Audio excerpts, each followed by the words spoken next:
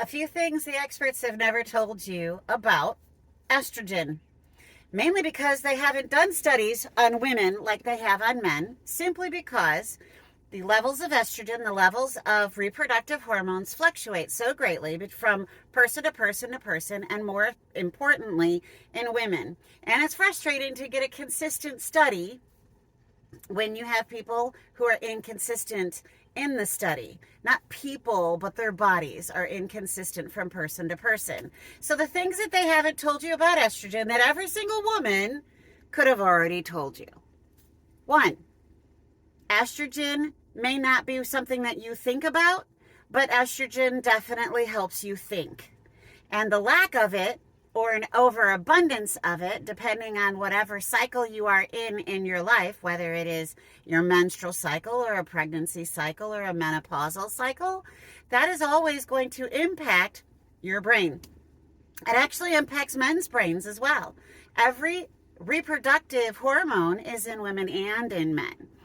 And they all impact every single part of your body. Now, this is something that really shouldn't surprise anyone. Everyone came from a uterus. Everyone came from a uterus. So, a uterus runs, for the most part, on muscle and estrogen. And the fact that a human woman helped to create another human inside of her estrogen-filled body, creating another little human, shouldn't surprise anyone when the estrogen takes part in every single body system, not just the brain and the neurological system. It impacts your GI. It impacts your liver. It impacts your muscles. It impacts your connective tissues like your ligaments and your tendons. It impacts every single aspect of your body, and that really shouldn't surprise anyone. The experts have never really mentioned the importance of estrogen. Sorry, I get a little wound up about it. Mainly because it's not paid attention to, and for the most part, doctors aren't trained on it. They're not trained on hormonal therapies or using various hormones to supplement when hormones are, let's just say, out of whack.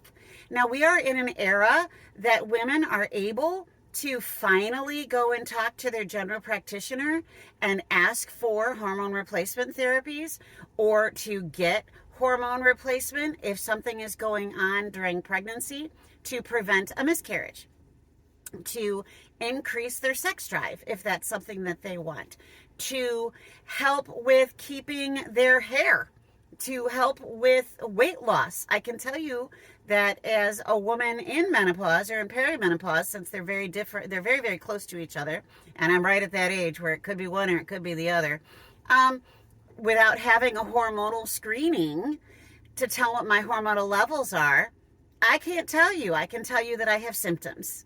And that's another thing. Symptoms aren't always specific to any individual either. And in order to get a hormonal screening to tell what my levels are, I would have to pay for it out of pocket, because once again, the medical community, ergo the insurance community, doesn't pay very often for hormonal screenings unless there is something wrong. But who's making those determinations? Some algorithm? Certainly not a woman. And then I'm not getting into women's rights versus men's rights. I'm getting into the factual basis. The New York Times put out a really cool article on how important estrogen and other hormones are to health, to everyone's health. I'm pinpointing women because I'm a woman. And those are the things that medical science and scientists haven't told you about estrogen, that every single woman who's gone through puberty, pregnancy, perimenopause, or menopause could have already told you. I hope you guys have a great day. Leave a comment and share, like, and subscribe for more information that could just be positive information, or it could just be information that everybody really needs to know about. So, talk to you later. This is Susan with Positivity and Purpose.